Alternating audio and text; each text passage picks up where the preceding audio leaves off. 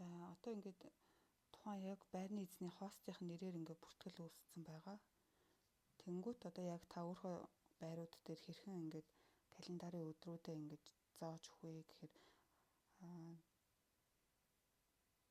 за ингээд аппликейшн руу орлоо. Эрдэнэт тэгээ орон сууц гэж сонгонгууд Эрдэнэт орон сууцуд гараад ирнэ. За жишээ нь харуулгатхан дээр одоо ингээ өдрүүд өдөртөх гэж та админ эрэхтэй болсон учраас автомат гаргаад байна. Би 6 сарынхыг бол бүгдийг ингээ бүх өдрийн нээсэн байгаа. Тэгээд ингээ та яг энэ өдрүүдтэй хэрэг хуурай захиалга авсан бол тэр өдрүүдэд итгэхгүй болохоор тэгэхгүй бол өчтөрийн байдлаар ингээ давхар захиалга дахиж орж ирээд байгаа байхгүй юу?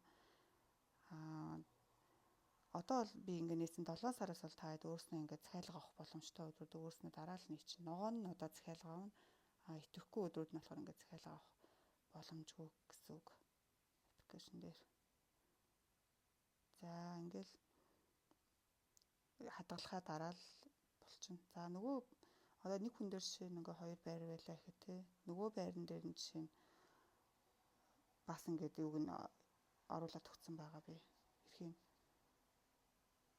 За ингээл захиалга авсан өдрүүдэд та өөрөө ингээд хэрвээ аппликейшнээр дамжиж захиалга оруулах угаас автоматар тэр өдрүүд нь итгэхгүй болчихно.